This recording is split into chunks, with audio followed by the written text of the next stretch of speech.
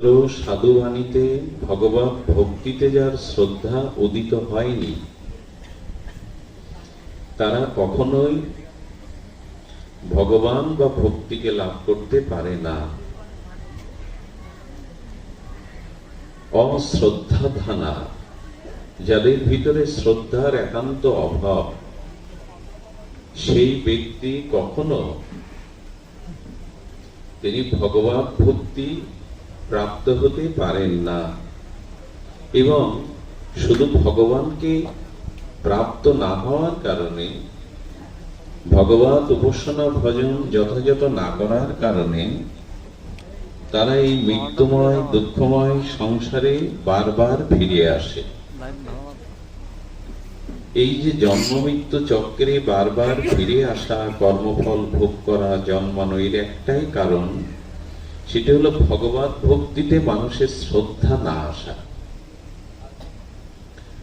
আজ সব থেকে বড় অভাব আমাদের, সেটি হলো বিশ্বাস এবং শ্রদ্ধা। মানুষ এখন কুতর্ক নিয়ে আর তার মানসিক স্তর অনুযায়ী একটা অবিশ্বাস, কুতর্ক, এই নিয়েই ভগবত ভক্তি হতে মানুষ এখন প্রায় বঞ্চিত।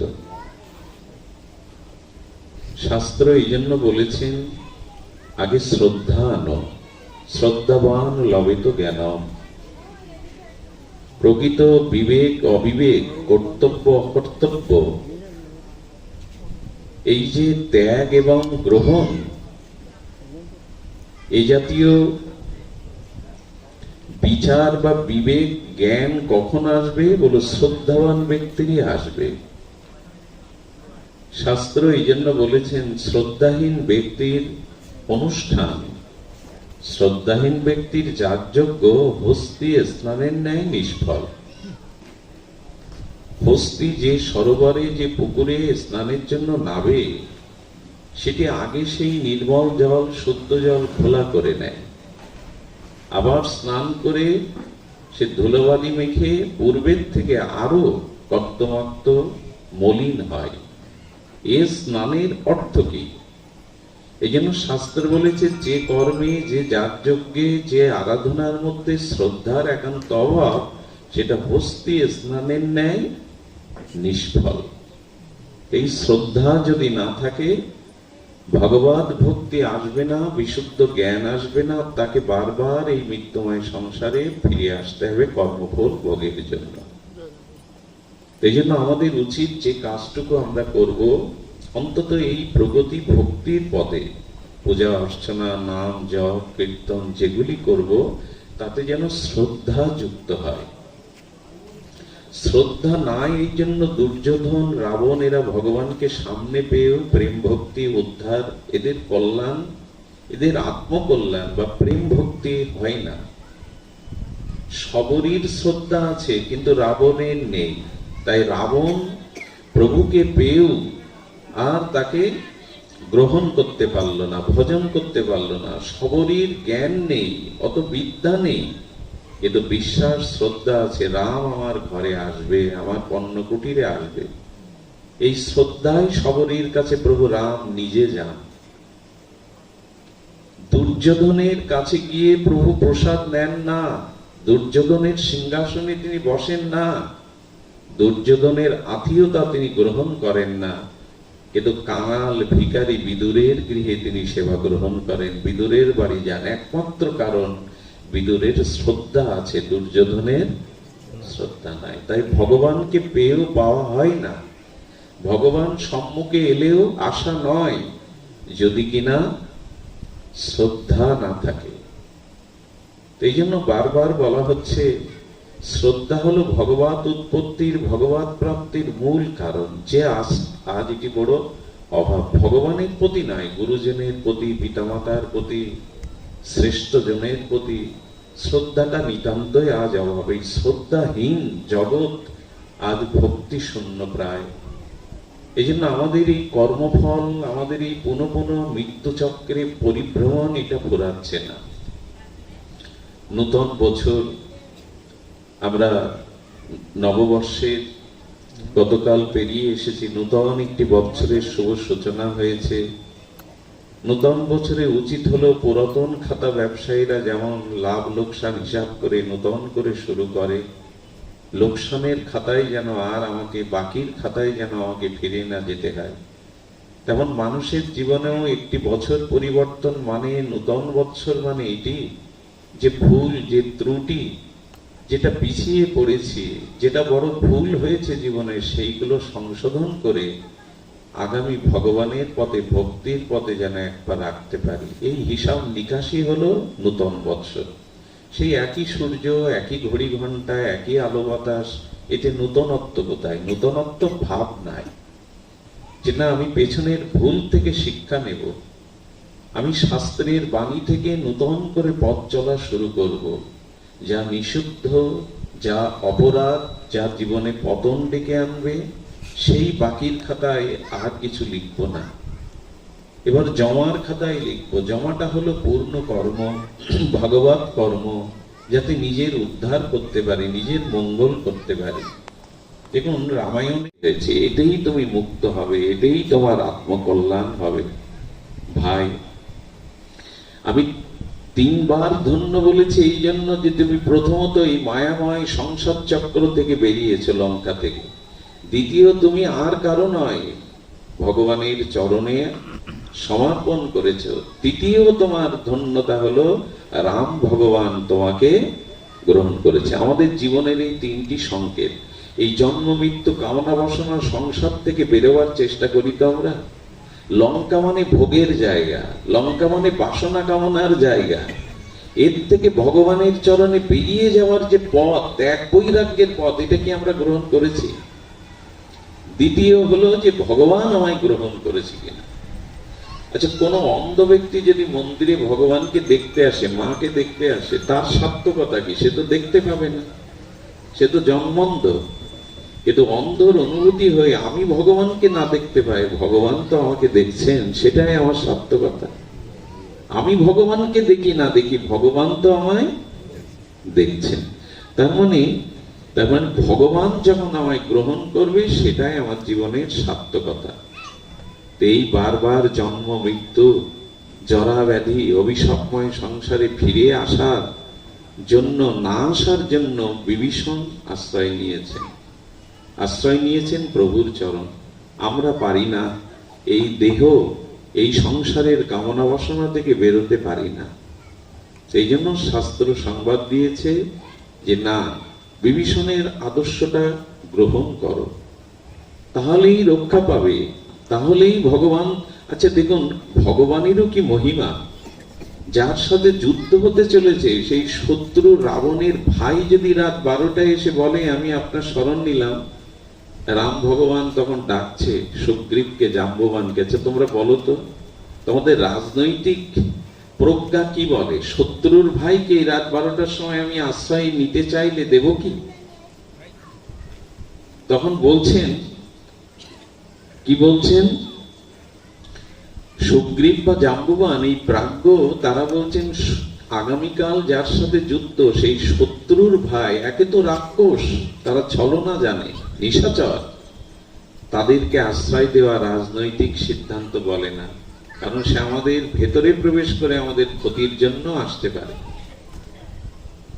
এদিকে ধ্যান দিন, আমাদের ক্ষতির জন্য সে, ওদের মার কাছে দিয়ে সরে যেতে বলুন, ওদের নিয়ে যেতে বলুন। বলছেন যে ক্ষতি, শত্রুর ভাইকে তাকে আশ্রয় দেওয়া ঠিক নয়। রামচন্দ্র হেসে বললেন সুগ্রীব, রামচন্দ্র হেসে বলছেন জাম্ববান, আপনারা প্রকৃত রাজনৈতিক প্রজ্ঞা কথা বলেছেন। শত্রু ভাইকে রাত 12টায় রাত্র দ্বীপ্রহরে আশ্রয় দেওয়া যায় না, কিন্তু আপনারা যেমন রাজনৈতিক প্রজ্ঞার কথা বলেছেন সিদ্ধান্তের, তেমন আমারও একটা সিদ্ধান্ত আছে।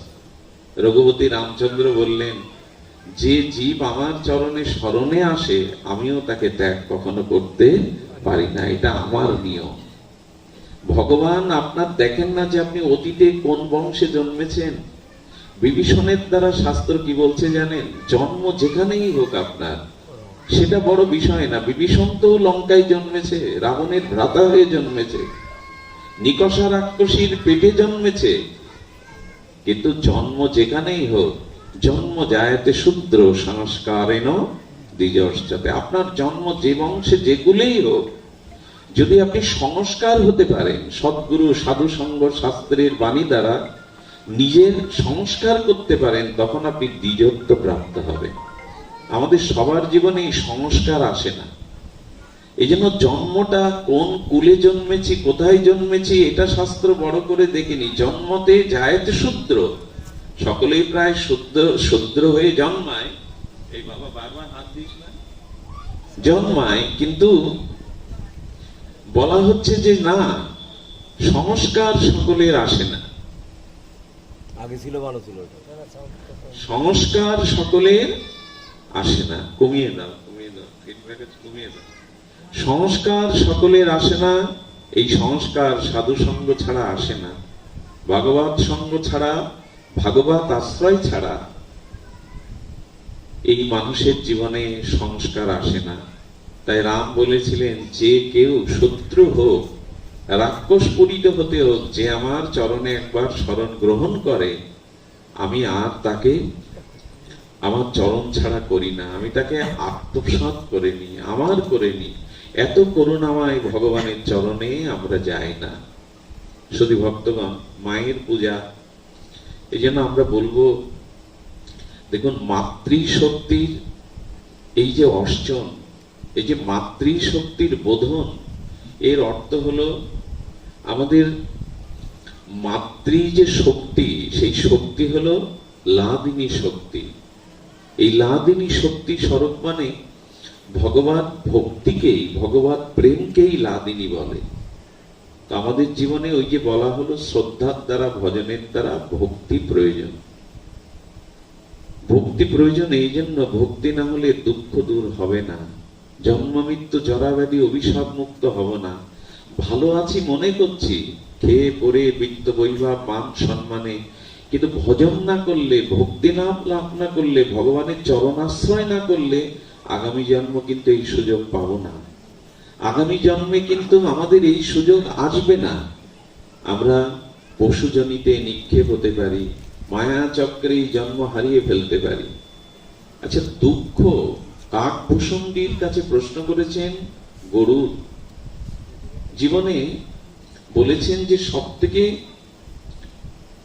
সবথেকে গভীরতম শ্রেষ্ঠ দুঃখ কোনটি, জীবের প্রকৃত দুঃখ কোনটা?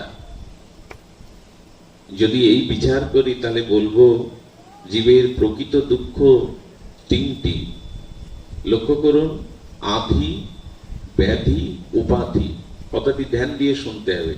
জীবের প্রকৃত দুঃখের এই মূল দুঃখ হলো, ঘোরতর দুঃখ হলো জীবের তিনটি। কি কি বলা হলো? আধি, ব্যাধি, উপাধি। আধি কাকে বলে? শাস্ত্র আদি বলে জীবনে যা যা চাওয়ার বস্তু, সেগুলিকে না পাওয়ার নাম বলে। তার থেকে যে দুঃখটা আসে, যা যা চেয়েছিলাম তা পাইনি, এই শূন্যতা থেকে যে দুঃখটা আসে তাকে বলে আধি। আমি জীবনে যা যা চেয়েছিলাম সেটা প্রাপ্ত হয়নি, এই যে না পাওয়ার যে দুঃখটা, অসন্তোষটা, এটাকে বলে আদি। আর ব্যাধি কাকে বলে? ব্যাধি দুই প্রকার। যা যা নিষিদ্ধ কর্ম, শাস্ত্রে যা নিষিদ্ধ বলা আছে, সেই নিষিদ্ধ কর্ম করলে যে রোগটা আসে, এই একরকম ব্যাধি।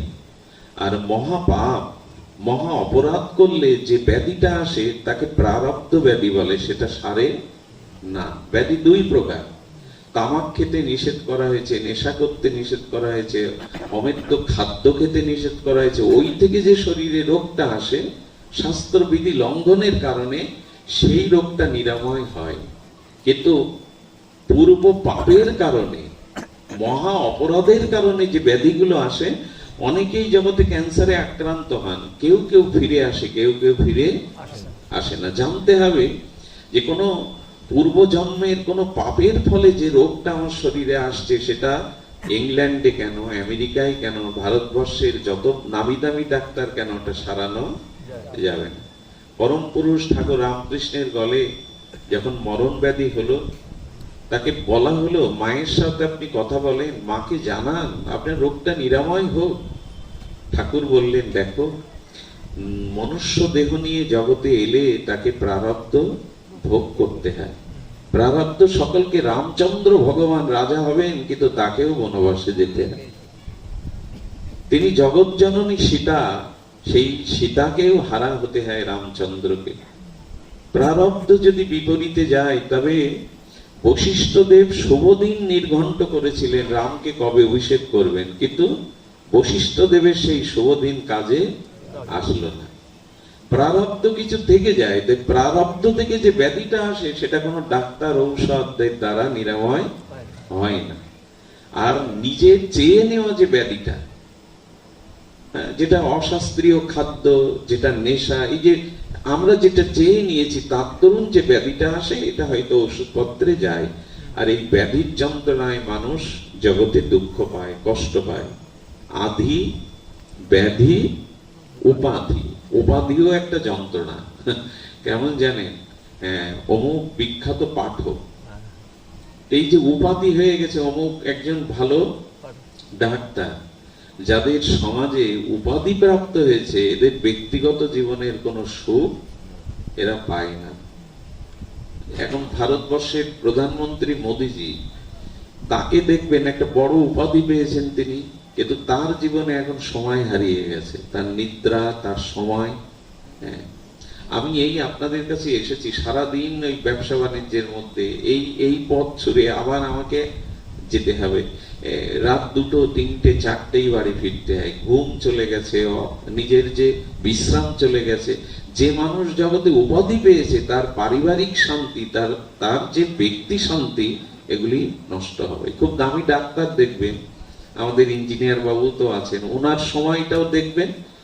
সাধারণ মানুষ যেভাবে সংসারে শান্তিতে খাওয়া ঘুমা একটা লিমিটেডের মধ্যে থাকে, উপাধি হলে, আর উপাধিযুক্ত ব্যক্তির গায়ে যদি একটু কাদা লাগে, কলঙ্ক লাগে, সেটা তো ছড়াবে বেশি। উপাধি হলেই শান্তি বিঘ্নিত হয়। এই জন্য নিজের যশ খ্যাতি বেশি প্রচার হওয়াটাও একটা যন্ত্রণা, বড় কোনো পদ প্রতিষ্ঠা পাওয়াটাও যন্ত্রণার। উপাধি পেয়ে গেলে শান্তি তার বিঘ্নিত হবে, ব্যতিব্যস্ত জীবন হয়ে যাবে, সে পরিবারকে না দিতে পারবে সময়। তো এই জন্য বলছেন আদি, ব্যাধি, উপাধি, এই 3টি জিনিসের দ্বারা দুঃখ আছে। কিন্তু মূল দুঃখের কারণ আর 4টি বলেছেন তুলসীদাস গোস্বামী। খুব অপূর্ব কথাগুলি ধ্যান দিতে হবে। 4টি মূল কারণ, যার কাছে এই 4টি আসে, দুঃখ কখনো তাকে পরিত্যাগ করবে না। দেখুন, কেউ বলে আমার টাকা নেই, অর্থবিত্ত নেই, আমি দুঃখী, একথা ঠিক নয়। বিপরীতে যদি বলেন যার টাকা আছে সেই সুখী, সে কথাটাও কিন্তু ঠিক নয়। যার অর্থ আছে, সম্পদ আছে, বেশি অর্থ থাকলে ইনকাম ট্যাক্সের ভয়, চুরি ডাকাতির ভয়, কোথায় লুকিয়ে রাখবো কোন ব্যাগকে, এই ভয়, দিন আনা দিন খাওয়া মানুষের এসব ভয় থাকে কি? থাকে না।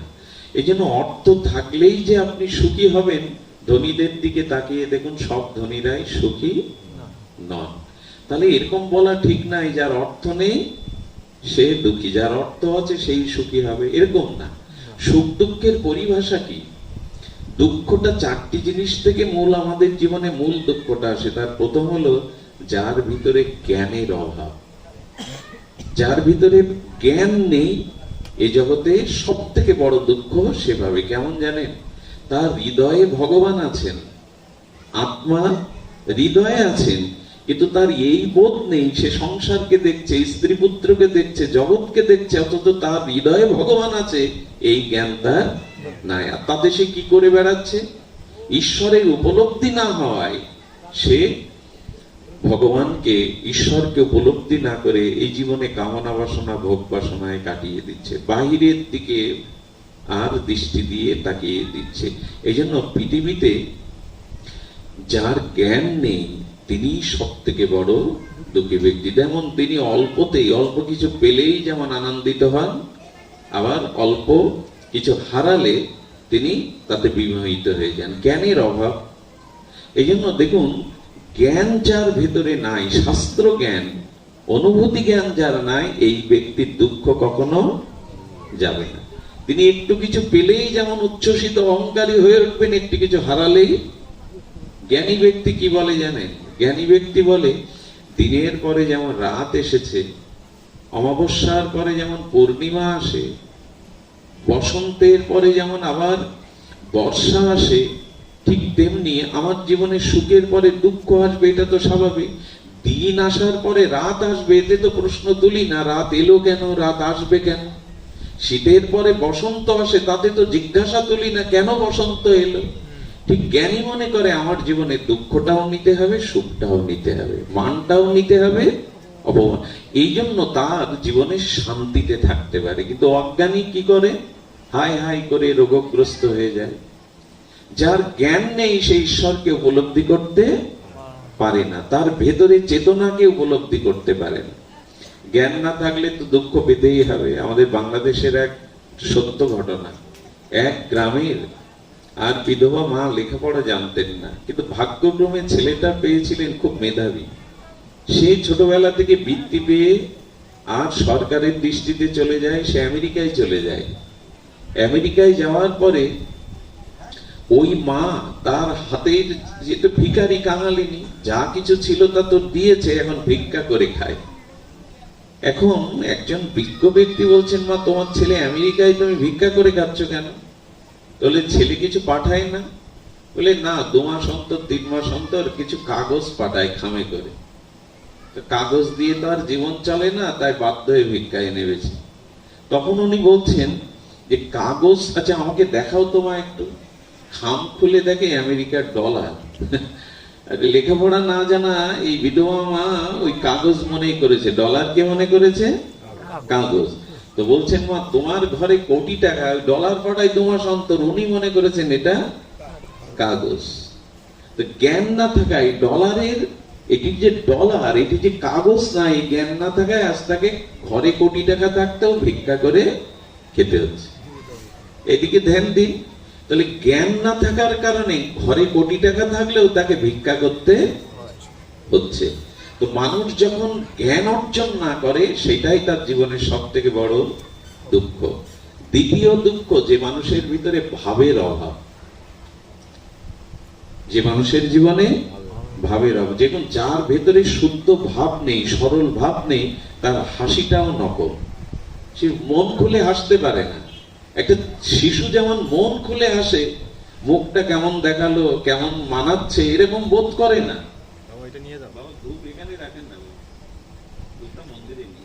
তো কি হয়েছে?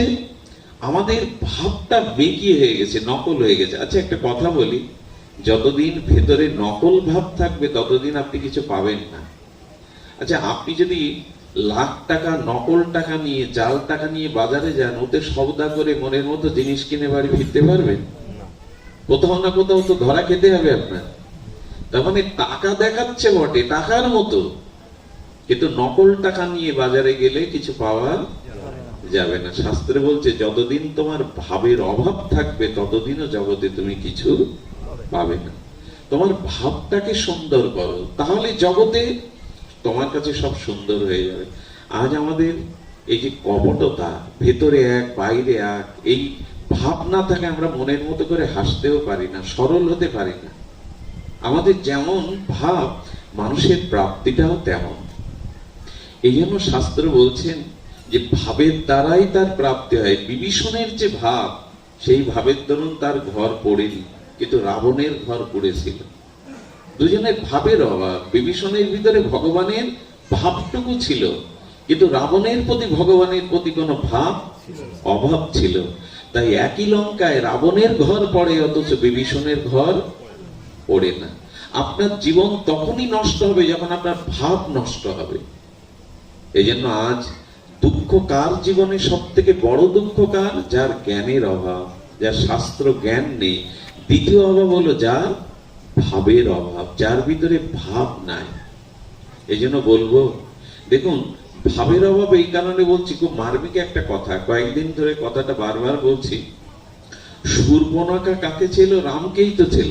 আমি তোমাকে প্রতিরূপে পেতেছি। এখন ভগবানের সৌন্দর্য মাধুর্য দেখে কেউ যদি প্রতিরূপে চায় ভগবানকে, ভগবানকে চাওয়া কি অপরাধ? কথা বলবেন, ভগবানকে চাওয়া কি অপরাধ? তো শূর্পণখা তো ভগবানকেই চাইলো, তো তার নাক কান কাটা গেল, ভগবানকে পেল না কেন? চাইছে তো ভগবানকে, সে ভগবান যে রূপেই চাক, তো পেল না কেন? আবার লক্ষ্য করুন, রাবণ চাইছে সীতাকে, পেল না কেন? সীতা হলো ভক্তি, ভক্তিকে চাওয়া কি অপরাধ? ভক্তিকে চাওয়া কি অপরাধ? অপরাধ না। কিন্তু এরা দুজন পেল না কেন? একজন ভগবানকে চাইছে আর একজন ভক্তিকে চাইছে। সীতাকে চাওয়া মানে ভক্তিকে চাওয়া, রাবণ ভক্তিকে চাইছে, পেল না। আর শূর্পণখা ভগবানকে চাইছে। শাস্ত্র কি বলেছে জানেন? বলে ওরা চেয়েছে বটে, কিন্তু পায়নি কেন? পায়নি হলো তাদের ভাবটা শুদ্ধ ভাব ছিল না। দেখুন, সবরই রামকে চেয়েছে, রামকে চাইবে কি গো? জঙ্গলের মধ্যে কুড়ে ঘরে স্বয়ং রাম গিয়ে তার এঁটো খেয়ে তাকে বৈকুণ্ঠে নিয়ে গেছে। কিন্তু শূর্পণখা যাজনা করে চাইছে, শূর্পণখার নাক কান কাটা গেল। তার কারণ, তার এক কারণ হলো শূর্পণখার ভাব ভেতরে শুদ্ধ ছিল না। নিজের রাক্ষসী রূপ রূপিয়ে বিউটি পার্লার থেকে সুন্দরী হয়ে এসে নিবেদন করছে যে তুমি আমায় গ্রহণ করো। শাস্ত্রে আর একটা কারণ করেছে। আর ওদিকে রাবণ কি করলো? রাবণ কি রাবণের বেশে এসেছিল? ভক্তিকে পাওয়ার জন্য রাবণ কি রাবণের বেশে এসেছিল? সাধুর বেশ ধরলো। এখানেও ভাবের অভাব, এখানেও সে সাধু বেশ ধরে, সন্ন্যাসী বেশ ধরে আনলো। বললেন ভগবানকে চাইলে পাওয়া যাবে, কিন্তু ভাবটা শুদ্ধ করতে হবে। আমাদের যদি ভাব না থাকে, তাহলে আমাদেরও শূর্পণখার মতো, রাবণের মতো। আরেকটা মূল্যবান কথা কি জানেন? আরেকটা মূল্যবান কথা হলো, যে ভগবানকে চায়, ভক্তিকে চায় না, সে ভগবানকে পাবে না। এখানে মজার কথা দেখুন, রাবণ সীতাকে চাইছে, মানে ভক্তিকে চাইছে, কিন্তু রামকে কি চাইছে? অর্থাৎ যে ভক্তি চায়, ভগবানকে চায় না, সেও ভক্তি কোনোদিন। ভগবান চাঁদ বাদ দিয়ে চাঁদের জ্যোৎস্না পাওয়া যাবে? যায় কি কখনো? সূর্য বাদ দিয়ে সূর্যের কিরণ পাওয়া যাবে না। তো এই জন্য মিষ্টতা বাদ দিয়ে চিনি পাওয়া যাবে না। ঠিক তদ্রূপ ভগবানকে চাইতে গেলে ভক্তিকে চাও। রাবণ ভুল করে বসলো, রাবণ ভক্তিকে চাইলো, ভগবানকে মানল না। আর শূর্পণখাও বিপরীত, শূর্পণখা ভগবানকে চাইছে, অথচ সীতাকে গলা টিপে মারতে যাচ্ছে, ভক্তিকে চাইছে না। তাহলে ভাবের অভাব যদি থাকে, তাহলে আপনি শান্তি কখনো পাবেন না, দুঃখ আপনার জীবন থেকে যাবেই না। কটা হলো? দুটি। একটা হলো জ্ঞান, আরেকটি হলো ভাব। শুনছেন, অথচ এই মুহূর্তের কথা যদি মনে না থাকে, তাহলে আমরা আলোচনা করে কিছু নিতে পারবো না। তৃতীয় হলো বিচার। তৃতীয় হলো বিচার। বিচার আজ আমাদের নাই বললেই চলে। কোনটা করণীয়, কোনটা অকরণীয়, কোনটা কর্তব্য, কোনটা অকর্তব্য, এই বিচার আজ আমরা প্রায় হারিয়ে ফেলেছি। তো যে মানুষ বিচার করে চলে না, যার ভিতরে বিচার নেই, সেই মানুষের জীবনে দুঃখ কখনো ঘুচবে না। শাস্ত্র এই জন্য বলেছেন যে বিবেক এবং বিচার, এই দুটি জিনিস যার ম্লান হয়ে গেছে, যার সুপ্ত হয়ে গেছে, যার লুপ্ত হয়েছে, তার দুঃখ কেউ ঘোচাতে পারবে না। এই জন্য শাস্ত্র বলছে বিচার করো। প্রতিটি পদক্ষেপ ফেলার আগে বিচার মানে কি জানেন? যে কাজটা আমি করতে যাচ্ছি, এই কাজটা কারো ক্ষতির কারণ হবে না তো? সমাজে অমঙ্গলের কারণ হবে না তো? বা এই বিচার মানে আমি যেতে চাই কোথায়, আমার লক্ষ্য কোথায়। দেখুন, পথে উঠে কোনো ব্যক্তির যদি কোনো গন্তব্যস্থান না থাকে, সে কোথায় যাবে যদি এই ঠিকানা তার না থাকে, বলুন তো তার পথে ওঠা কি সার্থক? পথে ওঠা কি সার্থক হবে?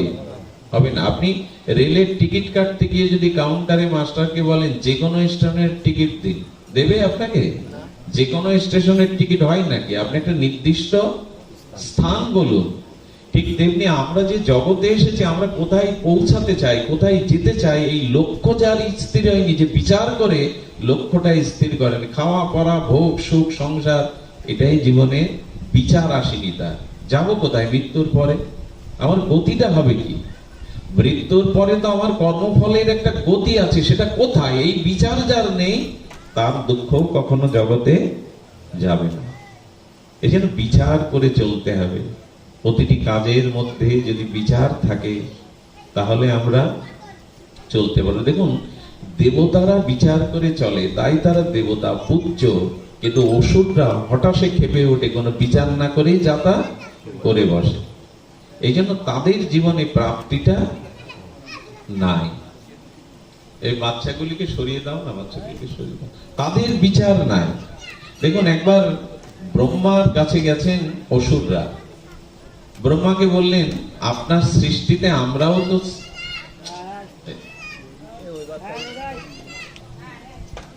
আপনার সৃষ্টিতে আমরাও তো এসেছি। অসুররা বলছেন, আমরাও তপস্যা করি, ব্রহ্মা শিবের আমরা উপাসনা করি। তো দেখুন, সব পূজা সব সম্মান দেবতাদের কেন? ব্রহ্মাকে বলছেন, আপনি তো সৃষ্টি করেছেন, তো সব সম্মান দেবতারা পাবে কেন? ওরা স্বর্গ পাবে, ওরা অমৃত পাবে, ওরা পূজা পাবে, আর আমাদের এই অসুরদেরকে কেন অত অবহেলা?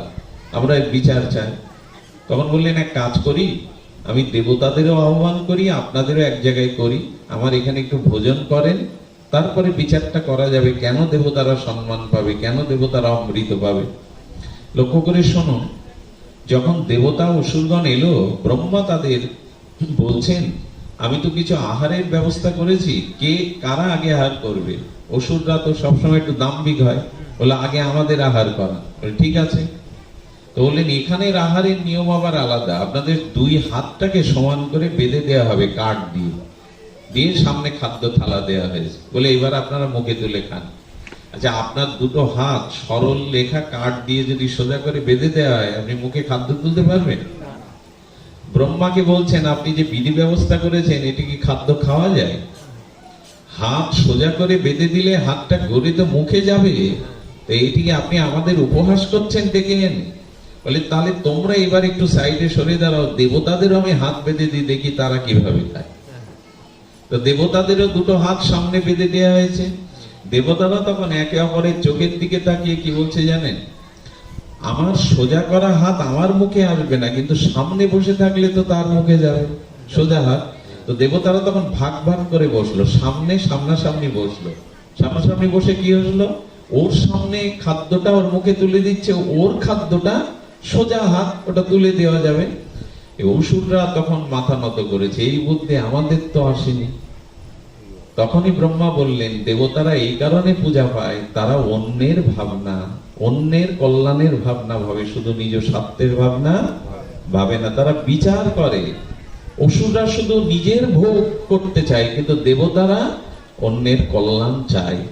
এই জন্য দেবতা আর অসুরের পার্থক্য হলো, যারা বিচার না করে চলে, তাদের বিচার একটাই, ধরো মারো কাটো, নিজে ভোগ করো, এই তো। তো যারা শুধু ভোগের জন্য বিচার না করে চলে, এই জন্য অসুরদের দুঃখ কখনো যায় না। যুদ্ধ বিগ্রহ করে তারা পরাস্তই হয়, তারা কষ্ট পেতে থাকে। এই জন্য শাস্ত্র বলেছে বিচার থাকতে হবে। কটা হলো? দুঃখের মূল কারণ কি কি? প্রথমে বলা হলো জ্ঞান না থাকা। যার ভিতরে অজ্ঞানতা আছে, তার দুঃখ কোনো কালেই বুঝবে না। দ্বিতীয়ত ভাবের অভাব, যার ভিতরে শুদ্ধ ভাব নেই, কারণ যার যেমন ভাব সে তেমনি প্রাপ্ত হয়। ভাব নেই। দেখুন, এই শরীর ত্যাগ করার সময় আপনার মনে যদি টাকার ভাব এসে মারা যান, ভাব এলো টাকা, এতগুলো টাকা কি হবে, তাহলে আপনাকে সর্প হয়ে জন্মাতে হবে। আবার ওই মানুষই যদি টাকার কথা না ভেবে ভগবানের কথা ভেবে মৃত্যুবরণ করে, তাহলে সে ভগবানের চরণ পেয়ে যাবে। শুধু ভাবের এখানে পার্থক্য, ভাবের পার্থক্য। কেউ না মৃত্যুর সময় তার স্ত্রীর চিন্তা করতে করতে মরল, তো যদি স্ত্রীর প্রতি অতিরিক্ত কামনা আসক্তি নিয়ে মারা যায়, তাহলে তাকে স্ত্রী হয়ে জন্মাতে হয়, এমনকি পতিতা হয়ে জন্মাতে হয় কামের চিন্তা নিয়ে মরলে। কিন্তু রাধারানী, মা দুর্গা, মা জানকী, সীতা, এদের তো রমণী রূপ, যদি সে রাধারানীর চিন্তা করতে করতে মারা যায়। এখানে বলা হচ্ছে ভাবের পার্থক্য, যার যেমন ভাব তার প্রাপ্তিটাও তেমন।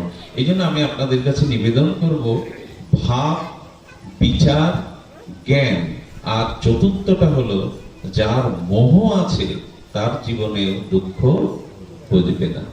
মোহ মানে কি? মোহ হলো মোহ হলো অতিরিক্ত কোন বস্তুর প্রতি, সংসারী বস্তুর প্রতি আসক্তি। এই মোহ, দেখুন, কামের জন্ম মন থেকে। খুব লক্ষ্য করে শুনুন, কামের জন্ম কোথা থেকে? এই জন্য মন মতো বলা হয়েছে, কামের জন্ম হয় মন থেকে। আর ক্রোধের জন্ম হয় কোথা থেকে? জন্মের উৎপত্তি থাকতে হবে তো, কোন বস্তু কোথা থেকে সৃষ্টি হয়। এই জন্য কামকে মন মতো বলেছেন। মনের থেকে কাম আসে, আর হিংসার থেকে ক্রোধ আসে। ক্রোধের জন্ম কোথায়? হিংসায়। কামের জন্ম কোথায়? মনে। আর লোভের জন্ম বুদ্ধি থেকে। লোভের জন্ম কোথা থেকে আসে? বুদ্ধি থেকে লোভের জন্ম আসে। তার মানে এক একটা উৎপত্তির এক একটি কারণ আছে। কামের জন্ম মন থেকে, বুদ্ধির থেকে লোভের জন্ম, হিংসার থেকে ক্রোধের জন্ম, আর মোহর জন্ম হলো নাভি থেকে। এই জন্য রাবণের শাস্ত্র জ্ঞান ছিল, রাবণ অনেক তপস্যা করেছে, কিন্তু মোহের কারণে রাবণ ভগবানকে পেয়েও, ভক্তিকে পেয়েও নিজের প্রেম ভক্তি পেল না। আর একটু লক্ষ্য করবেন, মোহটা কোথা থেকে আসে বললাম? নাভি থেকে। এই জন্য রাবণের যখন 10টা মুন্ডু কেটে দিচ্ছেন রাম দেখছে 10টা মুন্ডু কাটা যাচ্ছে, আবার 10টা সঙ্গে সঙ্গে গজাচ্ছে। রাবণের হাত কেটে দিচ্ছে, 10টা হাত আবার হাত গজাচ্ছে। বিভীষণকে তখন বলছেন, একে তো মারা সম্ভব না, যার মুন্ডু কেটে দিলে আবার গজায়, যার হাত ছেদন করলে আবার গজায়, তাকে মারা যাবে কি করে? বিভীষণ তখন বলছেন, রাবণ তো মোহের প্রতি, মোহ নষ্ট করতে গেলে ওর নাভিতেই বাণ মারতে হবে। এবং রাবণ মারা যায় নাভিতে যখন বাণ নিক্ষেপ করা হয়। তো মোহটা মানুষের মোহটা জন্ম নাভি থেকে। মোহ কথাটা একটা সরলাত্ম আমরা যদি এখন একটু আলোচনা করি, মোহ কাকে বলে? মোহ কথাটার উৎপত্তি আমরা জানলাম, এবং এই মোহটাই মানুষের মানসিক রোগের কারণ সৃষ্টি করে। দেখুন, মানুষের শরীরের ব্যাধি আছে বটে, কিন্তু সব থেকে বড় ব্যাধি হয়েছে এখন মানসিক ব্যাধি। এই সম্পর্কে একটু মূল্যবান দুটো কথা একটু ধ্যান দিয়ে শুনুন। দেখুন, শরীরে ব্যাধি সকলের একরকম হয় না। ক্যান্সার, যাদের ক্যান্সার হয়, কিডনি রোগ হয়, সকলের হয় কি? সকলের হয় না। অর্থাৎ ব্যাধি সকলের সমানভাবে হয় না, কিন্তু মানসিক ব্যাধি সকলেরই কম বেশি হয়। মানসিক ব্যাধি নাই এমন কোন লোক জগতে নাই। তাহলে বাইরের যে শারীরিক ব্যাধি, এই ব্যাধি সকলের একই রকম নয়। কিডনি সকলের নষ্ট হবে না, ক্যান্সার সকলের হবে না, কিন্তু প্রতিটি মানুষের এখন মানসিক একটা রোগ চলে এসেছে। এবং শরীরের ব্যাধির থেকে মানসিক ব্যাধি আরো ভয়ানক। মানসিক ব্যাধিগ্রস্ত রোগ মাঝে মাঝে আত্মহত্যা করে বসে, জীবনটা নষ্ট হয়ে যায়। এমনি ব্যাধি হলে ডাক্তার কবিরাজ ঔষধে যায়। আচ্ছা, মানসিক রোগের উৎপত্তির কারণ কথা থেকে বলছে মোহ। খুব মন দিয়ে শুনতে হবে, মানসিক রোগের উৎপত্তি হলো মোহ। আর এই মোহের মূল কারণ হলো অপরের ভিতরে দোষ দেখা, নিজে দুধে ধোয়া, আর জগতের সকলেরই দোষ। এই যে তোমার ভিতরে কাম আছে, ক্রোধ আছে, আমি দুধে ধোয়া, এই হলো মানুষের সব থেকে বড় মোহ। নিজের দোষ না দেখে অন্যের দোষ দেখা। মানসিক রোগটা মানুষের এখান থেকেই শুরু হয়। যে যখন অন্যের মধ্যে দোষ দেখতে শুরু করে, নিজের মধ্যে কোনো দোষ দেখে না, এরই নাম মোহ। আর এই থেকে মানসিক রোগের উৎপত্তি হয়। দেখুন, কম বেশি সে সকলের দোষ দেখতে পায়। শাস্ত্র বলেছে সব থেকে বড় গুণ হলো নিজের মধ্যে দোষ দেখা। তুলসীদাস গোস্বামীকে একজন নিন্দা করত, তার নিন্দা করে বেড়াতো নানান রকম ভণ্ড, প্রতারক, ছল, কপটময়ী। তো তার ভক্তরা কষ্ট পেত, বলছে, প্রভু আপনি অনুমতি দিন তাকে কিছু বলি। বলে, না রে, সে আমার কল্যাণ করছে। তো সে যেদিন মারা গেল নিন্দুক, সেদিন মিষ্টি বেলাচ্ছে তুলসীদাসের শিষ্যরা। বলে, খবরদার এটা করো না। বঞ্চ তুলসীদাসের চোখে জল এসে গেছে। বলে, আপনি কাঁদছেন? বলে, হ্যাঁ রে, জামা কাপড় ময়লা হলে তো কাচতে হয় পরিষ্কার করার জন্য। তা আমার মনের ময়লাটা ও নিন্দা করে, সমালোচনা করে পরিষ্কার করতো। আমার মনের ময়লা পরিষ্কার করার লোক চলে গেল, তাই আমি ব্যথা পাচ্ছি। নিন্দা করলে কি হয় জানেন, সতর্কতা আসে, সাবধানতা আসে। আমার দোষ না থাকলেও সাবধানতা আসে। আচ্ছা, আমরা নিন্দা সহ্য করতে পারি না, আমার দোষ কেউ ধরিয়ে দিলে আমরা মেনে নিতে পারি না। কিন্তু দেখবেন শিশুপাল কৃষ্ণকে 99টা করে গালি প্রতিদিন দিত। কটা করে? আমি যেমন 108টা মালায় জপ করে, উনি 99 মালা জপ করতেন। 108 বার কৃষ্ণকে নিন্দা করতেন। শ্রীকৃষ্ণ অবশ্য বলেছিল 99টা গালি দেবে, ওগুলো আমি সহ্য করব, কিন্তু 100 পেরিয়ে গেলে সহ্য করব না। কতদিন সহ্য করেছে 99 গালিটা? ভাগবত টিকাকারণ বলছেন, তুমি কৃষ্ণের উপাসনা করো, কৃষ্ণের ভজন করো, উনি যদি 99টা গালি হজম করতে পারেন, তুমি 2-4টা সহ্য করতে পারো না কেন? তুমি তো তারই ভক্ত। তোমারও তো উচিত কিছু সমালোচনা গ্রহণ করা।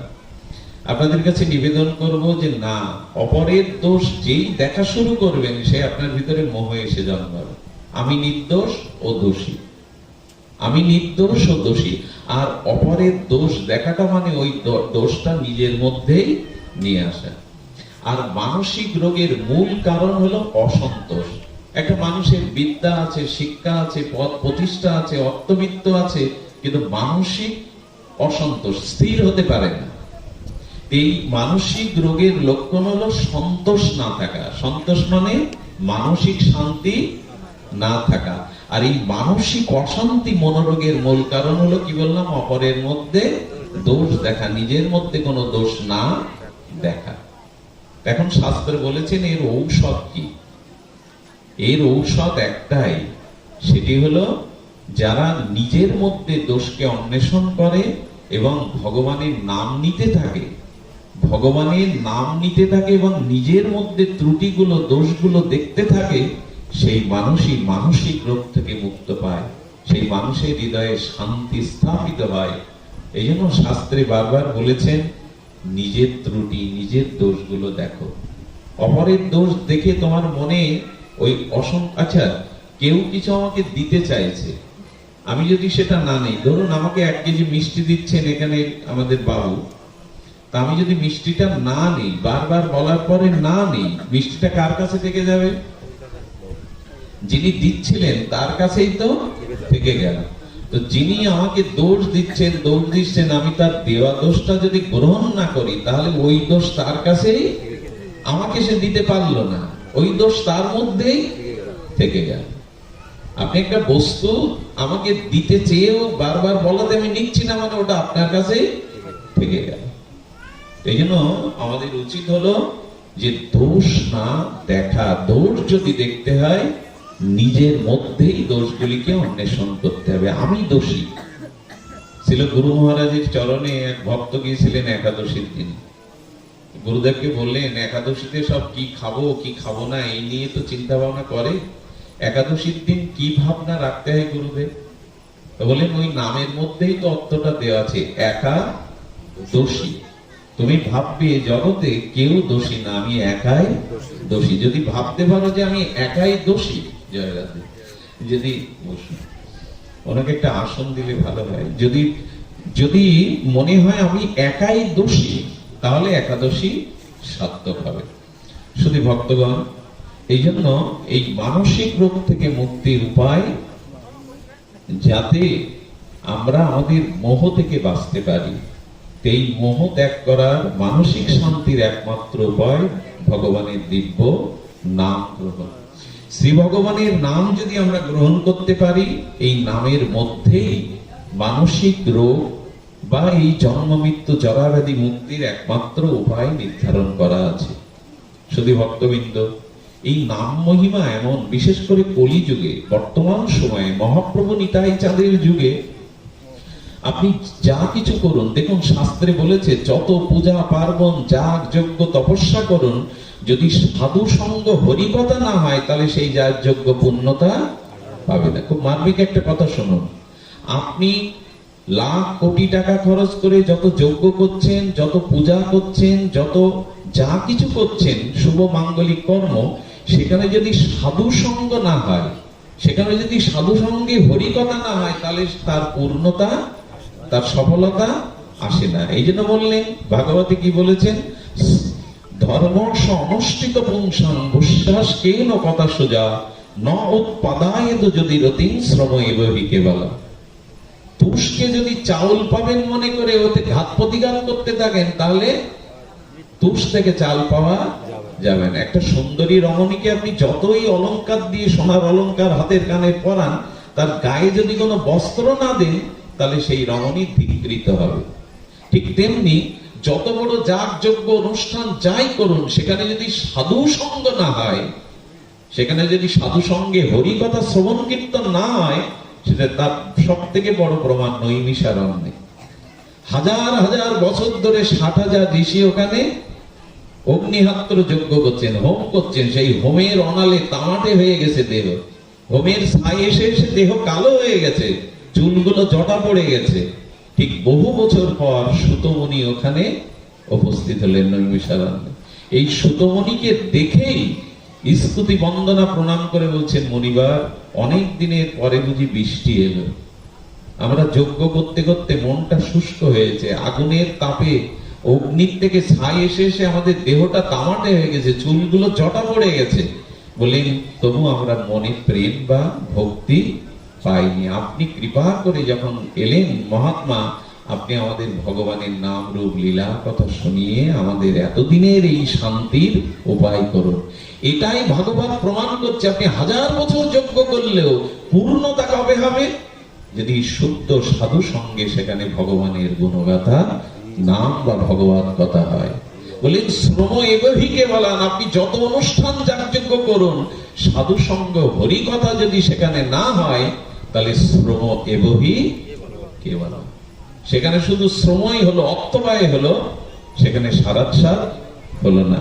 শাস্ত্র বারবার বলে দিয়েছেন, শাস্ত্র বারবার বলেছেন, দেখো, গঙ্গা স্নানে দেহ শুদ্ধ হয়, কিন্তু মনশুদ্ধ হয় সাধু সঙ্গ হরি কথায়।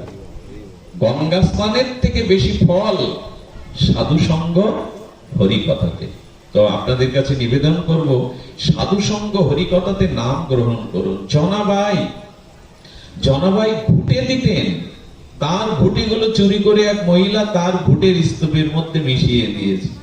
জনাবাই বলছে, দিদি, আমার ঘুটিগুলো আমায় দিয়ে দাও। বলো, তোমার ঘুটে আমি নিয়েছি কি প্রমাণ? ঘুটে তো সব একই রকম, তোমার ঘুটে তুমি প্রমাণ করে আমার এক থেকে নিয়ে যাও। এই লোকজন জোগাড় হয়ে গেছে, সবাই বলছে, জনাবাই, ঘুটে যে তোমার, ওই ঘুটের মধ্যে তো একই মিশে গেছে, তা তোমার যে ঘুটে, এটা প্রমাণ করবে কি করে? বলে, আমি প্রমাণ দেব, প্রমাণ না দিলে আমি ঘুটি নেব না। প্রমাণ কি? বলে, আমার যে ঘুটিতে, সেটা কানে লাগালে তার থেকে হরিনাম আসবে, হরিনাম আসবে যদি কানে লাগায়।